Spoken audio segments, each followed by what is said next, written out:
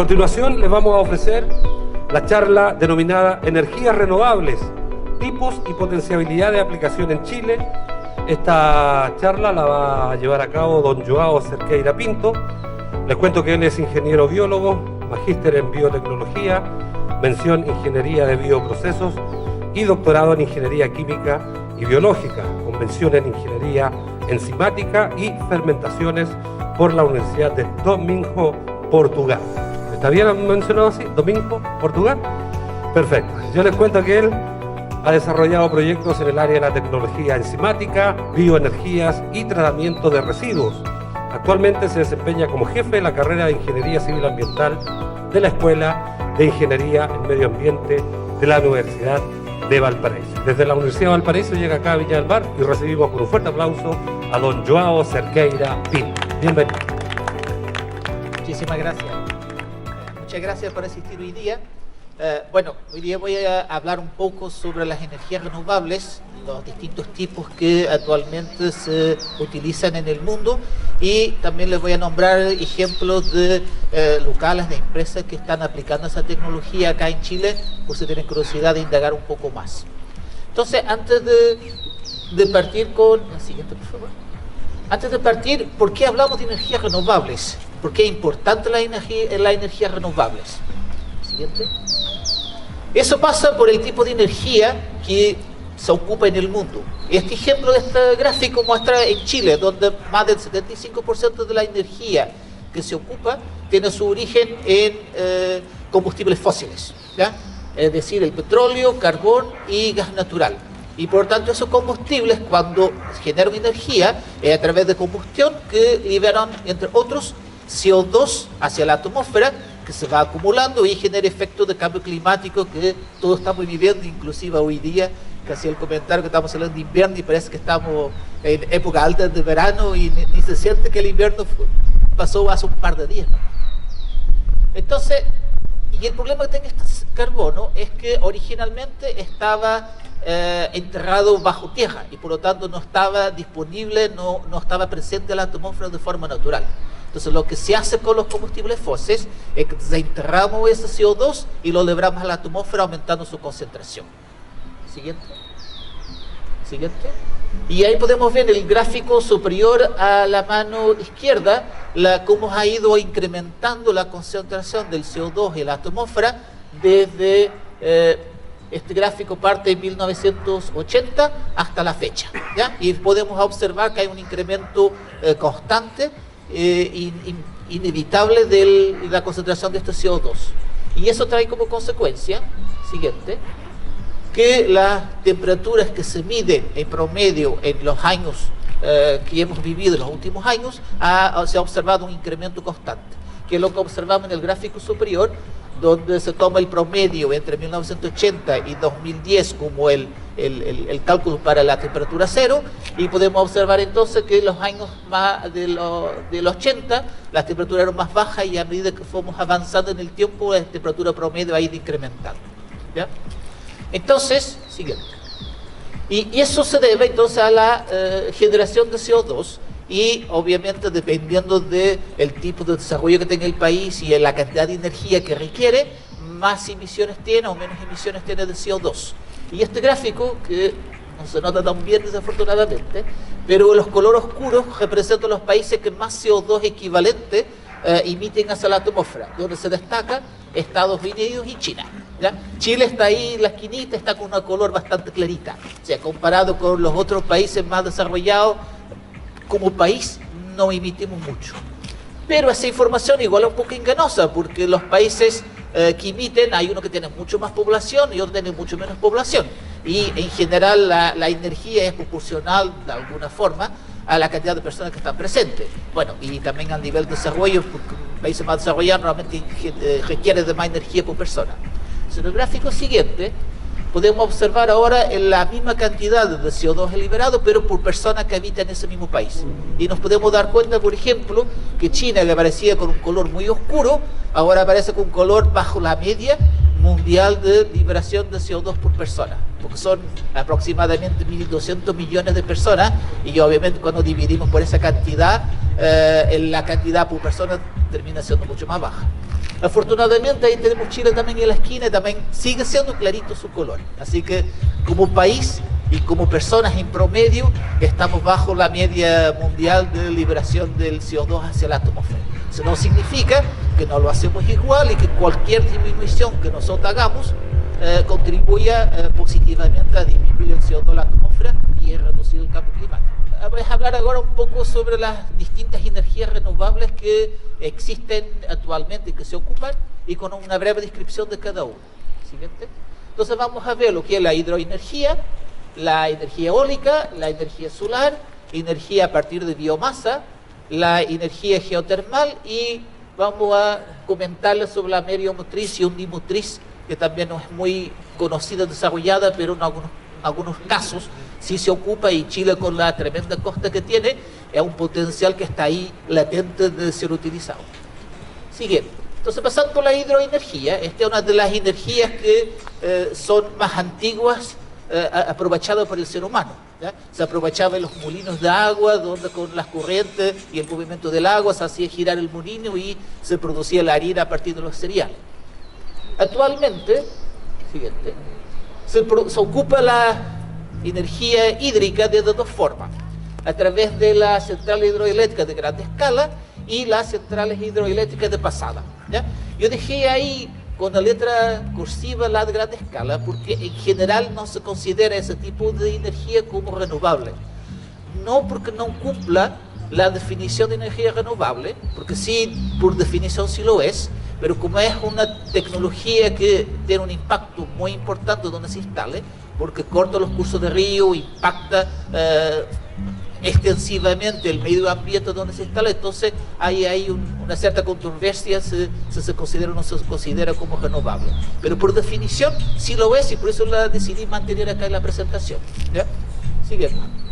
Y esta, bueno, son centrales gigantes que se hacen instalaciones de gran envergadura, que tengan una inversión muy alta, pero al mismo tiempo permite generar una cantidad de energía significativa, con la ventaja además de que esa energía la podemos controlar, en el sentido que si necesitamos más energía, podemos liberar más agua, hacer mover más las turbinas y generar más energía, y si necesitamos de menos energía, podemos literalmente cerrar la llave y producir menos energía, y por tanto es una energía variable en su producción. ¿Ya? Que es una ventaja de otras de las renovables, como les voy a comentar en un ratito más, y dos más. Siguiente. Entonces, las ventajas principales que tiene este tipo de energía es que baja en emisiones de gas efecto invernadero durante la operación, principalmente por la manutención de los equipos y de la infraestructura, ahí se generan los gases de efecto invernadero. La potencia variable, como les comenté, y es una energía barata porque no requiere de un combustible, como por ejemplo las termoeléctricas, que hay que comprar el carbón o hay que comprar el petróleo para poder generar la energía. Acá el agua está disponible gratuitamente. Importante sí que llueva, porque sin lluvia no podemos tener el agua para poder mover, acumularla y mover después las turbinas. Y ese es uno de los problemas que tiene también esta tecnología. Si deja de llover o cae menos agua, la posibilidad de usarla es menor. ¿Ya? Entonces, ¿cuáles son las principales desventajas? Inundaciones de grandes áreas de terreno, hay un elevado costo de instalación, son infraestructuras de gran envergadura, requieren de muchos años para instalar, hay que invertir una cantidad de plata enorme y hay que rentabilizarla durante un periodo de tiempo bastante largo, de 30, 40, 50 años, producen energía para compensar el costo que tiene su instalación. Los problemas que le había comentado, que corta los flujos de sedimentos, o sea, las arenas dejan de bajar a través del flujo del río, y también evita el desplazamiento de la fauna, algunos peces que se mueven dentro del río y dejan de poder moverse porque tienen un bloqueo ahí de gran envergadura. Y además depende de las condiciones climáticas, o sea, si no hay lluvia, no hay acumulación, no hay energía. Siguiente. Las centrales hidroeléctricas de pasada intentan minimizar algunos de los efectos negativos. La principal ventaja que tiene este tipo de energía es que no requieren de una represa. Lo que las hacen es desvían una porción del río aguas arriba en altura, la hacen moverse por cañerías para generar presión por diferencia de altura. Esa agua después pasa por una casa de máquinas donde están las turbinas y genera energía, y el agua después se devuelve al mismo cauce del mismo río, aguas abajo. Y por lo tanto no se corta el río y no genera ese tipo de impacto. La infraestructura es de menores dimensiones, sí, por lo tanto, en el mismo espacio físico, la cantidad de energía que podría generar en ese tramo va a ser menor, porque no podemos trabajar con volúmenes de agua tan grandes como una represa, pero evitamos ese tipo de inconveniente en términos de impacto que podemos generar en la naturaleza. ¿Ya? Ahí al lado tengo una foto de una central de pasada que está en Los Quilos, en San Esteban, acá en la región de Valparaíso, donde, no sé si se ve muy bien, pero acá están los tubos por donde desciende el agua para generar presión, acá abajo está la casa de las máquinas, donde está la turbina, donde genera la energía, y después el agua a la salida pasa por el río que va hacia adelante y se devuelve de nuevo al curso original, y por tanto esa agua no queda retenida ni se pierde. Siguiente. ¿Cuáles son las principales ventajas?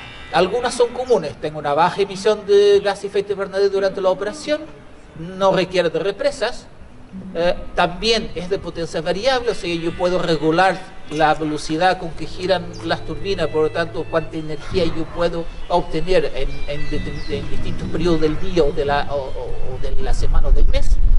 También una energía barata por las mismas circunstancias anteriores. Y las principales desventajas son el costo de construcción, por la inversión requerida y el tiempo que después se necesita para recuperar ese valor, y también depende de las condiciones climáticas. O sea, si el río no trae agua, no hay cómo desviarla, no hay cómo hacer mover las turbinas, no podemos producir energía. ¿Ya? Siguiente. El segundo tipo es la energía eólica, que también es el segundo tipo de energía renovable que venimos hace ciclos ocupando como ser humano y aprovechándola, en particular en molinos de viento, pero también en transporte, en los barcos a vela, donde con la sonda del viento movíamos y nos movíamos entre los distintos continentes hace algunos siglos atrás. Siguiente. Actualmente la energía en términos de producción de energía eléctrica se aprovecha de una forma ya más industrial con equipos que parecen molinos de gran envergadura, y ellos se pueden instalar tanto en tierra, donde se dice que son instalaciones onshore, o en el mar, donde se habla de instalaciones offshore. Siguiente. La primera, en tierra, tenemos ahí dos ejemplos de dos parques eólicos que están instalados acá en Chile. El primero está el Parque Eólico de San Juan, que está en Atacama, que tiene una capacidad instalada de 193 megawatts, o sea, si todas las turbinas funcionaran a su máxima potencia, producirían esa cantidad de energía, y eso sería el equivalente a poder conectar simultáneamente cerca de 180 hervidores que tenemos en nuestra casa al mismo tiempo a la salida de los aerogeneradores. Ahora, el inconveniente que tiene este tipo de energía es que dependemos del viento. De la misma forma que la hídrica depende del agua, acá dependemos del viento. Por lo tanto, como el viento no es algo constante, en ciertas algunas regiones que es más frecuente y el viento es más constante. En general, por ejemplo, acá en Valparaíso, yo vivo en los cerros de Valparaíso, y al final de la tarde o al inicio de la mañana, cuando el sol se está levantando o se está poniendo, hay un viento bastante fuerte, pero durante el resto del día casi no hay. Entonces, si yo fuésemos a instalar acá un de estos sistemas, sería poco eficiente, porque estaría la mayor parte del tiempo parado y poco tiempo funcionando, generando energía. Pero en Chile, siguiente, sí hay zonas donde el viento es más constante y por lo tanto tiene una gran probabilidad y una gran ventaja de instalar ahí este tipo de energía. ¿Ya? En este gráfico es un estudio que hizo el Ministerio de Energía, y donde aparecen aquí distintos colores que los vamos a ver en otras energías que se refieren a esos colores. El caso de la energía eólica son las zonas verdes, donde podemos ver que está concentrada más al sur del país, y en particular acá en el sur hay una zona tremenda, una área tremenda donde el potencial de instalar este tipo de energía es muy alto, porque ahí los vientos son adecuados, hay velocidad y hay frecuencia. ¿Ya? Siguiente. El Estado de Chile tiene una herramienta online donde ustedes pueden ingresar desde su computador, que se denomina de explorador eólico. Lo pueden buscar con el Google, le va a enviar a la página que le corresponde, donde ustedes pueden hacer clic en el mapa de Chile, en cualquier parte del país, y le estima cuál sería el potencial de energía eólica que podrían tener en ese punto del país. ¿Ya? Por lo tanto, si necesitan, quieren comprar una turbina, hay unas turbinas de menor dimensión, no tienen que ser necesariamente estas grandes, pueden ustedes más o menos ver, de acuerdo al histórico de los vientos que están registrados, cuánta energía podrían producir instalando un molino de viento o un aerogenerador en esa posición. ¿Ya? Siguiente. Una alternativa a la instalación en tierra es la instalación en mar. ¿Ya? En Chile tengo un inconveniente porque el mar, algunos metros más adentro, es muy profundo y por lo tanto hacer instalaciones que salgan del mar, como en el caso que tenemos acá, que tenemos los molinos puestos en el mar, es complejo porque requiere una infraestructura muy cara de instalar. Pero acá tenemos dos ejemplos, uno está en Reino Unido y el otro en Holanda, donde tenemos ahí un parque gigante instalado en el medio del mar. ¿Ya? Y ahí no molesta, no ocupa tierra y produce energía y los vientos también son adecuados. El único inconveniente es que hay que transportar esa energía hacia tierra a través del cableado para después conectar a la red de uso de energía tradicional. Siguiente. ¿Cuáles son las principales ventajas de este tipo de energía?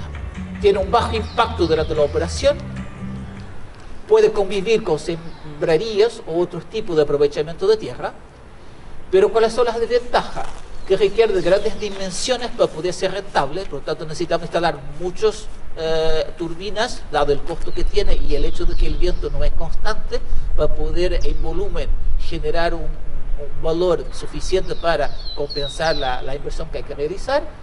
Y también depende de las condiciones climáticas, o sea, si no hay viento, las turbinas no se mueven, no se produce energía. Y por lo tanto, se dice que esta es una producción intermitente, y al ser intermitente no dependemos de cuánto nosotros necesitamos de energía, dependemos de cuándo existe el viento para producir la energía.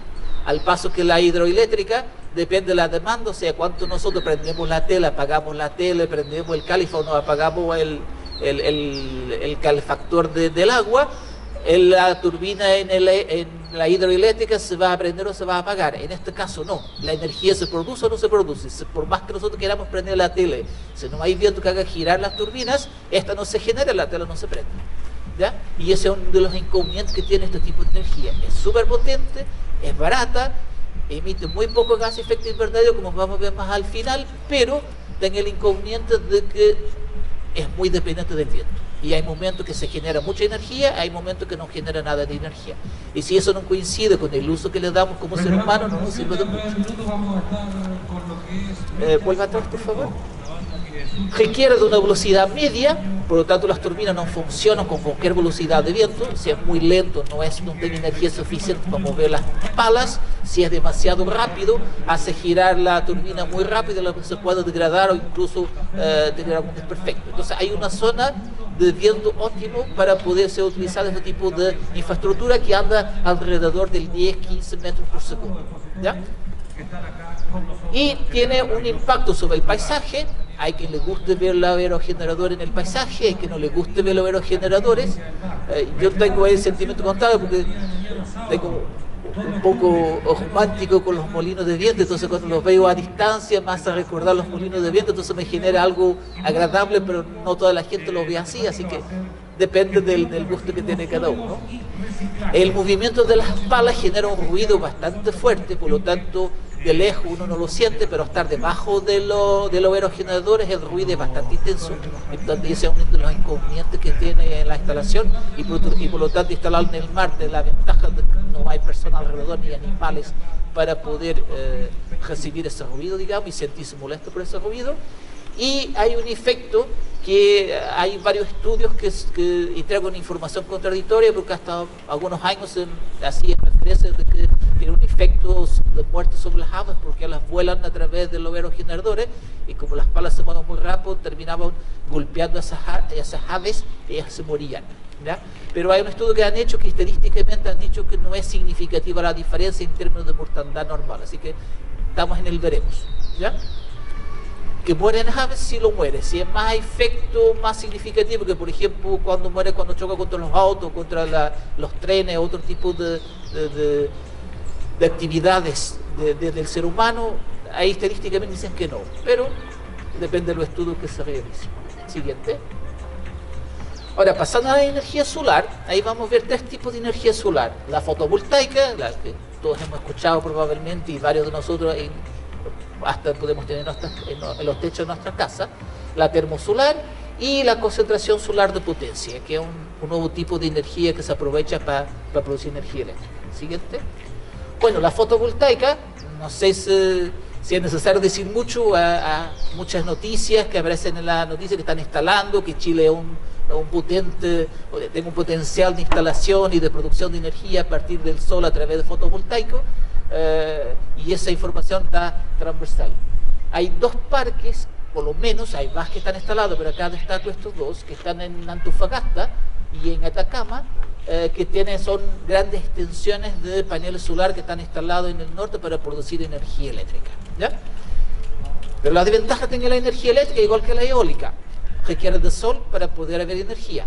Ahora, al contrario del viento, que es bastante arbitrario cuando hay o cuando deja de haber, el sol más o menos sabemos cuándo va a haber sol.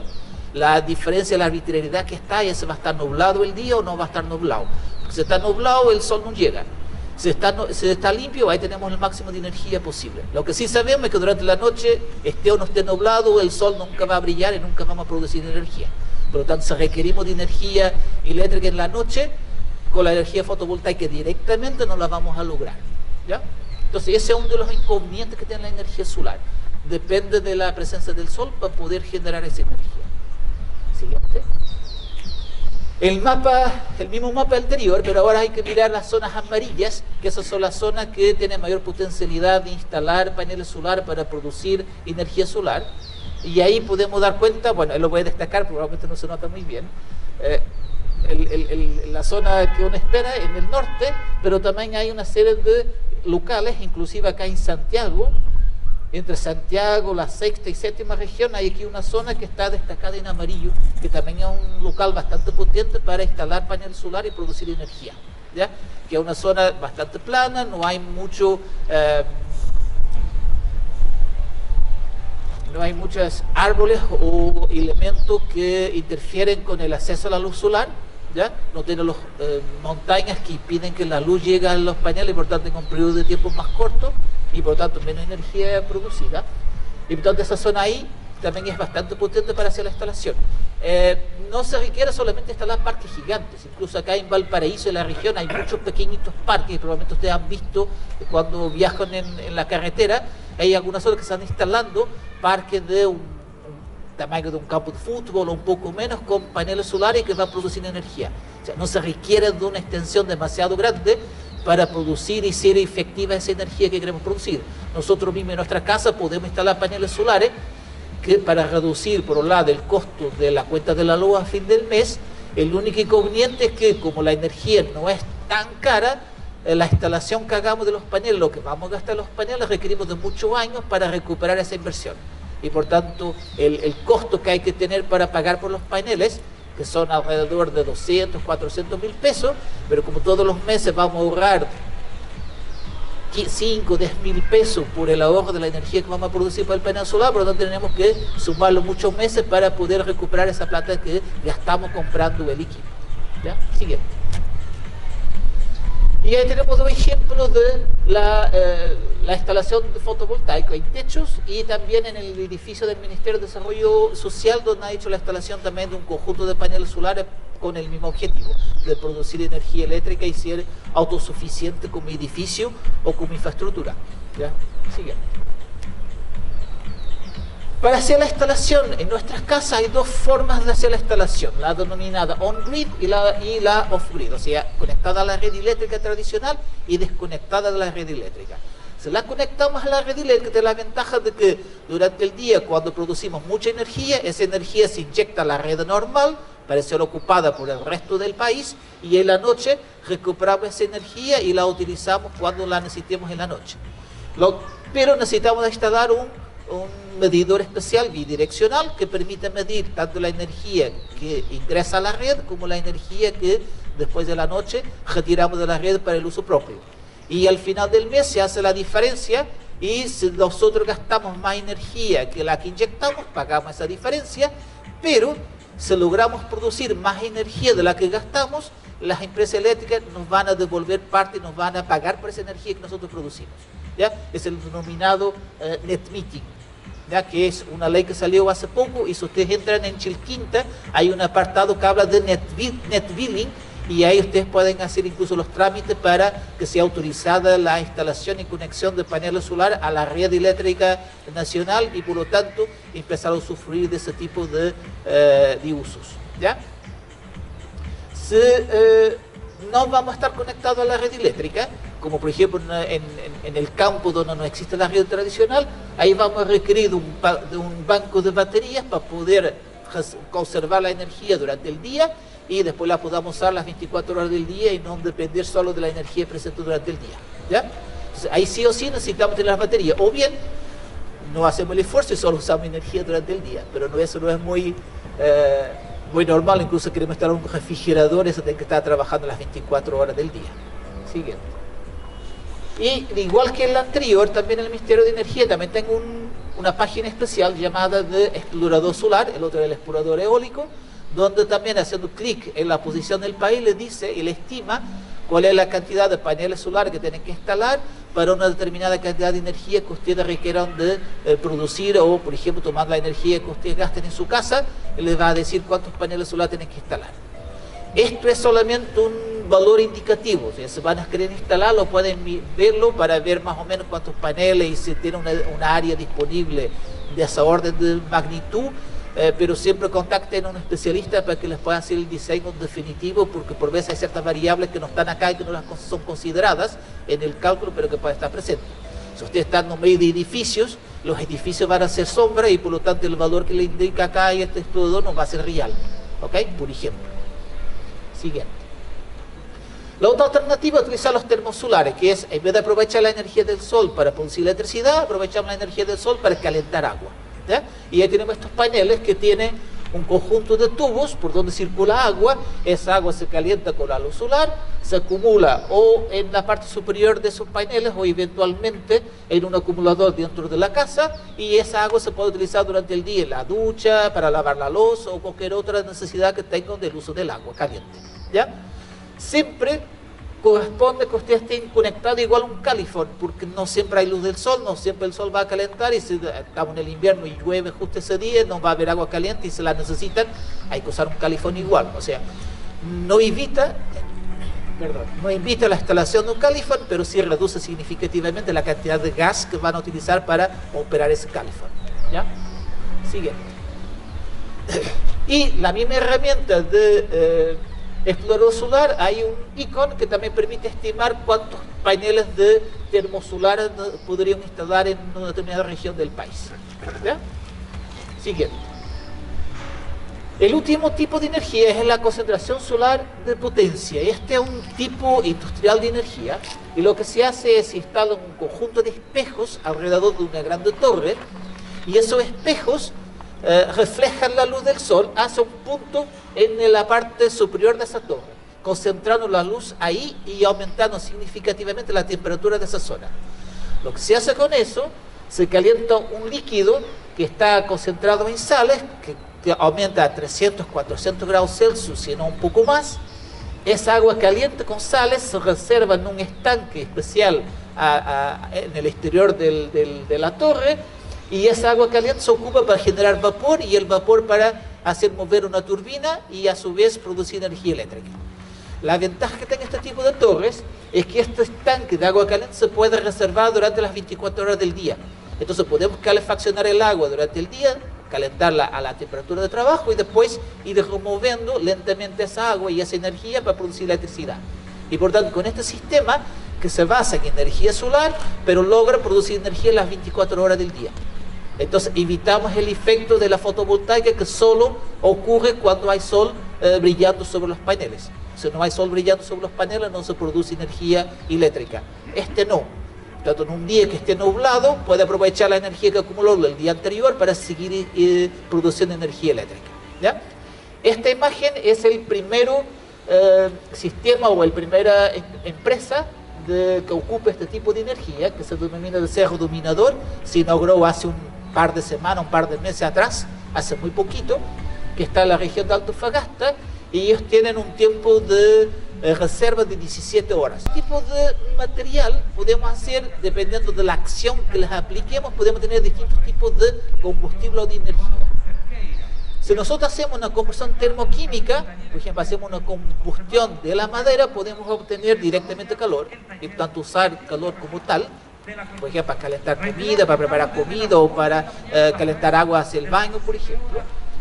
Podemos hacer una conversión físico-química, hacer reacciones químicas y, por ejemplo, podemos tomar los aceites y con una reacción química que se denomina de esterificación, podemos obtener biodiesel y utilizarlo en sustitución del diésel tradicional de origen fósil.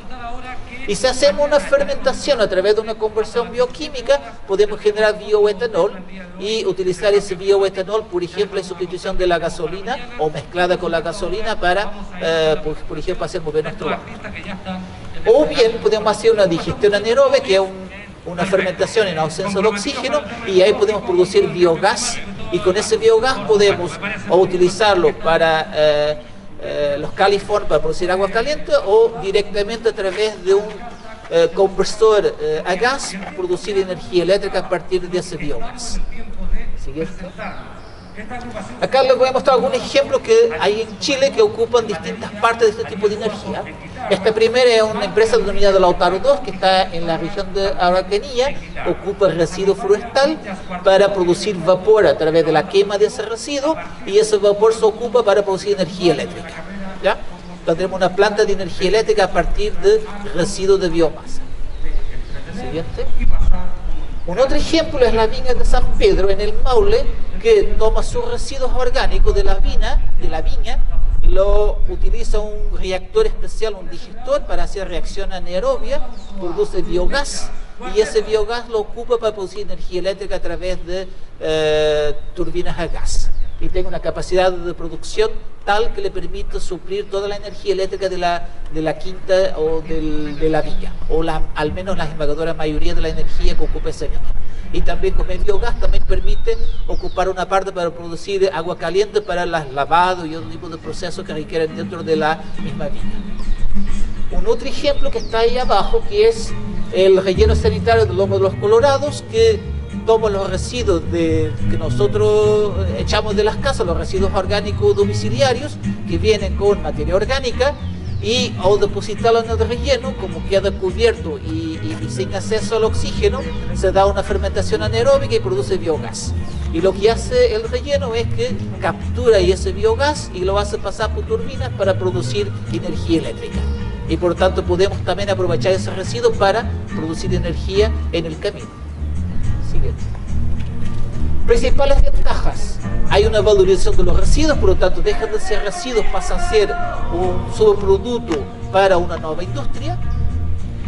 Reduce el volumen de los residuos orgánicos, por lo tanto va a ser la transformación bioquímica, la cantidad de residuos se reduce y por lo tanto hay que depositar menos cantidad finalmente. Corresponde a un carbono neutral, porque esta biomasa que contiene carbono y produce CO2 es un CO2 que ya estaba en la atmósfera, que fue capturado por los árboles y que ahora lo estamos devolviendo. Al contrario de los combustibles fósiles, donde ese carbono estaba subterrado y nosotros lo extraemos y lo llevamos a la atmósfera, donde nunca estuvo en la atmósfera, hace millones y millones de años que no estuvo presente en la atmósfera. Tiene un costo moderadamente bajo y permite hacer una producción continua también de energía. Las principales desventajas: tienen un rendimiento muy bajo comparado con los combustibles fósiles, por ejemplo. Tiene una densidad de energía, o sea, la cantidad de energía que podemos obtener por unidad de masa es menor que los combustibles fósiles. Puede poner en riesgo las zonas forestales, por lo tanto, si extraemos demasiada madera y no tenemos el cuidado de hacer una gestión adecuada, podemos tiene un impacto negativo ahí. Y si el caso, por ejemplo, de la madera, hay un manejo equivocado, por ejemplo, usamos madera húmeda para quemar y eso produce material particulado que tiene un efecto muy negativo sobre la salud humana, ¿ya? Y por lo tanto ahí requiere de usar madera seca para evitar o minimizar al mínimo la producción de ese tipo de contaminantes. El problema es que la madera seca tiene un costo que no es exactamente el mismo que la madera húmeda, donde uno va al campo, corta la madera, trae para la casa, a costo cero casi. Sigue. La penúltima, me parece, energía es la geotermal, y ahí se divide en dos tipos de energía geotermal, la de baja y de alta temperatura. Siguiente. La de baja se ocupa en las casas, tanto en una instalación doméstica para la calefacción de las viviendas, y ahí lo que se hace es hacer una instalación de una serie de tuberías que puede ser en la horizontal o con perforaciones en profundidad de la tierra, donde se hace circular agua para obtener energía en el invierno para calefaccionar las casas o para remover energía en el verano para enfriar esas casas, y por lo tanto esa energía queda debajo y se desvía hacia la tierra. Esto ocurre porque la tierra en profundidad la temperatura es más o menos estable, no varía mucho entre el verano y el invierno, y por lo tanto como esa temperatura es bastante estable, cuando la comparamos con el invierno es más alta que la que tenemos en el invierno, y cuando la comparamos con el verano es más baja que la que tenemos en el verano. Entonces con eso podemos generar ese tipo de aprovechamiento. Siguiente. La de alta temperatura ya es un aprovechamiento industrial, y hay un ejemplo en el norte de Chile, en Antofagasta, donde está la central geotérmica Cerro Pabellón, donde aprovecha la energía geotérmica y profundidad, donde tiene una serie de tuberías que retira agua desde las profundezas a alta temperatura, que después las hace pasar, la trae hacia la superficie, produce vapor con ese fluido, produce energía eléctrica, y el líquido enfriado lo devuelve de nuevo a las profundezas para volver a calentarse, y hace un ciclo continuo. El problema que tiene este tipo de tecnología es que si no es bien planteada y no es bien construido las tuberías, puede generar impacto sobre las aguas subterráneas, porque puede generar una contaminación por los fluidos estos que se obtienen desde del interior, que van a estar altamente concentrados, por ejemplo, en metales pesados, y podrían contaminar las naipas subterráneas. Entonces, si no es bien manejado y bien construido, podríamos tener problemas desde ese punto de vista. Siguiente. Este tipo de energía tiene un mantenimiento mínimo, es ecológica, segura e inagotable, al menos a la escala humana, tiene una larga vida útil y puede producir continuamente energía eléctrica. Y las principales desventajas, al igual que las demás, el costo de inversión, no es apta para todas las localizaciones, tanto hay que hacer un estudio geológico para verificar que las temperaturas que se pueden obtener son suficientemente elevadas para poder utilizar y aprovechar esa energía, y que además no pueda tener efectos sobre las napas subterráneas de agua, no vaya a ser que sea un efecto contaminante y sea peor que lo que teníamos antes.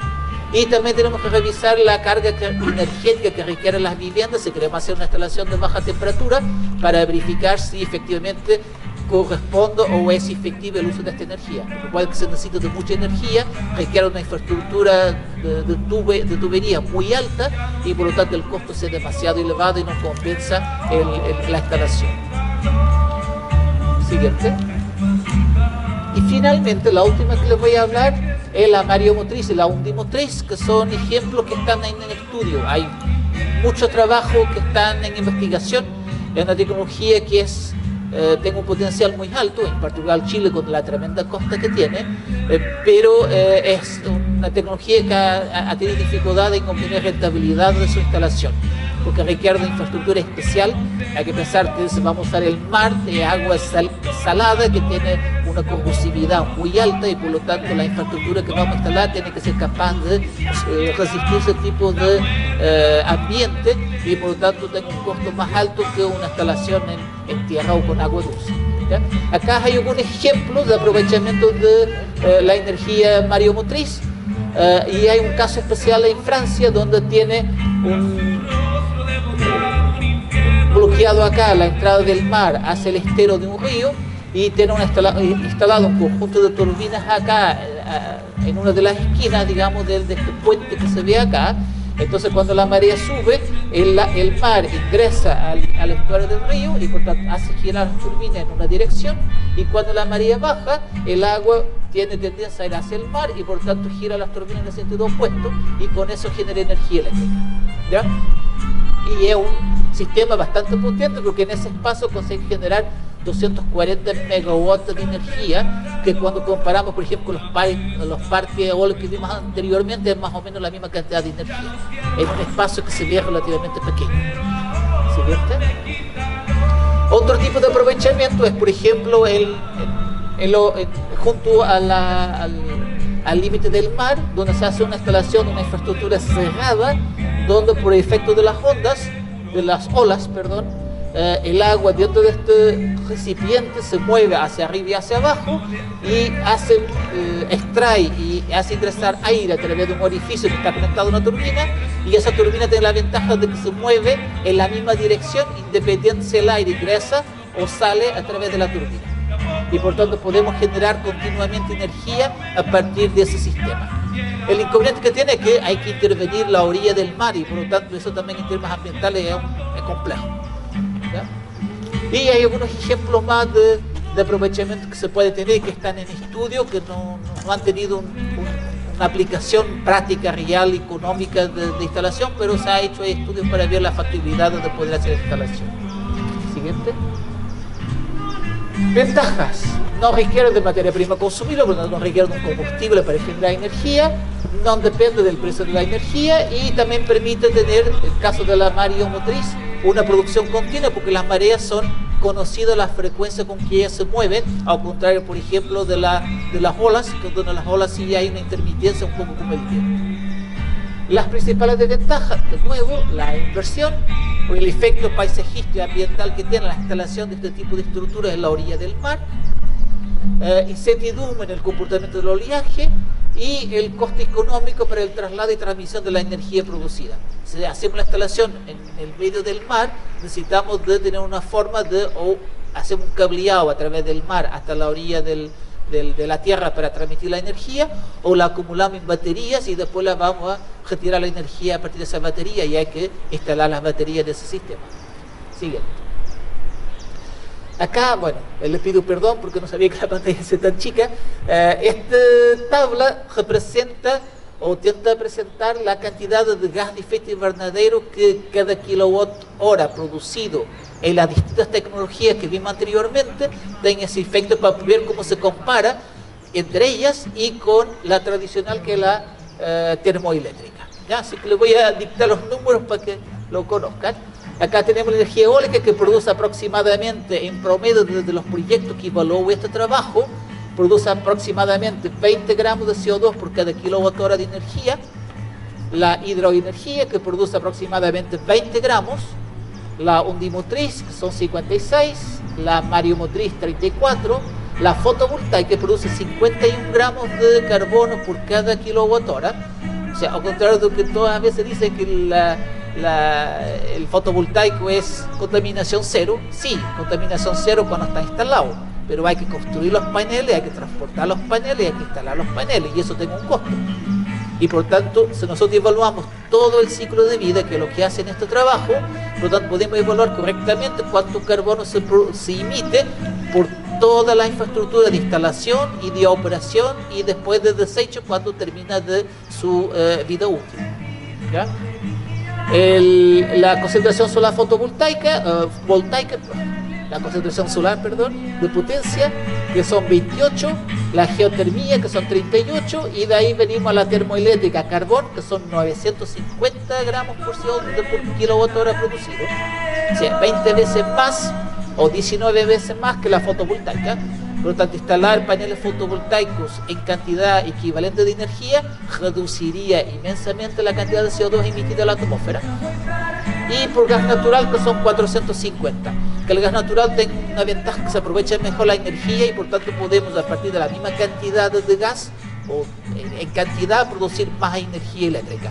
Y por eso es que acá tenemos una baja significativa de la cantidad de CO2 que se emite. Entonces, como podemos ver, en términos de CO2 emitido en promedio por cada kilowatt hora producido, el tipo de energía que es la que menos emite es la eólica. Entonces, solo por ese efecto, esa hubiera sido la más interesante de instalarse, porque sería un efecto más significativo. Pero la fotovoltaica no está lejos, son 50 gramos por litro, que es igualmente mucho mejor lo que tenemos la termoeléctrica a carbón. ¿Ya? Sigue. Y ahí quiero terminar hablando un poco del almacenamiento de energía. ¿Por qué? Porque si nosotros usamos y nos enfocamos en la eólica, nos enfocamos en la fotovoltaica, como son energías intermitentes que tienen una producción puntual de energía intensa, y hay un periodo bastante largo donde no hay producción de energía, tenemos que tener formas de almacenar la energía durante el día, por ejemplo la fotovoltaica, para que durante la noche la recuperemos y la usemos en la necesidad que tenemos. Entonces acá les voy a presentar tres tipos de metodologías o de métodos de almacenamiento de energía. La primera es que la central hidráulica de bombeo, que es el tipo de acumulación de energía más común en el mundo. O sea, de todos los sistemas que se ocupan para almacenar energía, esta es la que más se ocupa. Siguiente. Y en particular, por ejemplo, en Estados Unidos, el 95% de la energía almacenada es a través de este tipo de sistemas. ¿De qué se trata este sistema? Se trata de tener dos recipientes de agua, uno que está en altura y otro que está en una altura más baja, normalmente unos 200, 300, 600 metros de diferencia. Y lo que se hace es, durante el día, cuando hay un exceso de energía, se bombea agua del recipiente más bajo hacia el recipiente más alto, acumulando el agua en altura, y durante la noche esa agua se devuelve, pasando por turbinas eléctricas y recuperando la energía de vuelta. Entonces, con eso simulamos un sistema y es bastante eficiente. O sea, con este tipo de sistema se recupera aproximadamente el 80% de la energía que se utiliza para bombear el agua en altura, se recupera después durante la noche cuando pasa por las turbinas. ¿Ya? Este ejemplo que está acá es un ejemplo que está obteniendo financiamiento en este momento, pues se ha instalado en el norte de Chile y pretende utilizar el mar como opción del recipiente más bajo y pretende construir una infraestructura en altura recubierto con plástico, porque como va a ser agua salada para que no se infiltre en la tierra, y la idea que tiene entonces es tomar el agua del mar durante el día, que va a estar conectado a una planta fotovoltaica. Esa planta fotovoltaica tiene un planteado 600 megawatts de energía instalada, de los cuales la mitad la van a utilizar para inyectar a la red y la otra mitad la van a usar para bombear agua en altura. De tal forma que después en la noche recupere los 300 megawatts cuando bajen el agua, y por lo tanto, como en promedio, tú vas a ir produciendo 300 megawatts las 24 horas del día. ¿Ya? Es hasta donde yo sé, el primer ejemplo de instalación que se quiere hacer acá. ¿Ya? No es el único. Siguiente. Esta es otra instalación que la están haciendo ahora, que está en construcción en Portugal, donde utilizan 3 represas para hacer un sistema también análogo a este que está acá. Donde tienen 2 represas acá, donde son 2 centrales hidroeléctricas tradicionales, y de este recipiente el objetivo es tomar agua y llevarla al recipiente que está más arriba, la represa más arriba, durante el día, que está conectado a un parque eólico, y durante la noche, cuando se requiere de energía, bajar el agua de vuelta al recipiente original y en ese proceso producir energía eléctrica. ¿Ya? Siguiente. Bueno, cuando hablamos de almacenamiento de energía, la que probablemente más rápido nos viene a utilizar baterías, y si bien el costo no es muy barato, sí hay algunas partes del mundo donde se ha hecho instalación de un gran conjunto de baterías para almacenar energía y hacer un efecto análogo. Ahí tenemos en Estados Unidos una planta que tiene una potencia instalada de 1200 megawatt-hora, es como tener cerca de 600.000 celulares todos conectados en el mismo espacio físico, acumulando energía y liberando energía al sistema. Y en Australia también hay un otro sistema que es instalado por Tesla, hizo una instalación con sus baterías con una potencia instalada de 128 megawatt-hora. Siguiente. Y el último que les voy a comentar, que no es una batería en sí misma, pero es una forma indirecta de almacenar energía, que es el hidrógeno verde, que también últimamente se ha escuchado mucho en la noticia, que es un tema que el gobierno de Chile está apostando. Y lo que quieren hacer es tomar la energía renovable, tanto fotovoltaica como eólica, tanto aprovechar el sur de Chile con la energía eólica, o en el norte con la fotovoltaica, para que con la electricidad que se produce hacer la hidrólisis del agua, por tanto separar el agua en hidrógeno y en oxígeno, se almacena el hidrógeno y eso después se ocupa para mover turbinas a gas para producir energía eléctrica, o directamente como combustible gaseoso, por ejemplo en autos con celdas de combustión. ¿Ya? Y por tanto ahí también tenemos una forma de reservar energía, por tanto durante el día producimos ese hidrógeno y después lo podemos utilizar o en la noche, o incluso lo podemos transportar para venderla como energía potencial a otros países, y ser un poco como la Arabia Saudita del petróleo, seríamos la Arabia Saudita del hidrógeno. ¿Ya? Y el hidrógeno verde se denomina de verde porque es producido a partir de energía renovable. ¿Ya? Hay otros colores, hay hidrógeno negro, que es producido directamente a partir de carbono, de combustibles fósiles. Está el hidrógeno marrón, el hidrógeno gris, el azul, que es cuando la energía que se utiliza tiene captura de CO2, o sea, tenemos una termoeléctrica tradicional, pero el CO2 que emite es capturado y devuelto de nuevo a la Tierra, y por lo tanto ese tipo de energía se denomina de energía que da origen a hidrógeno azul. Y tenemos el hidrógeno verde, donde en el proceso de generación de energía no se produce CO2 y por lo tanto es una energía limpia y por lo tanto un hidrógeno verde limpio también. Siguiente. Y eso sería. Muchísimas gracias por su atención.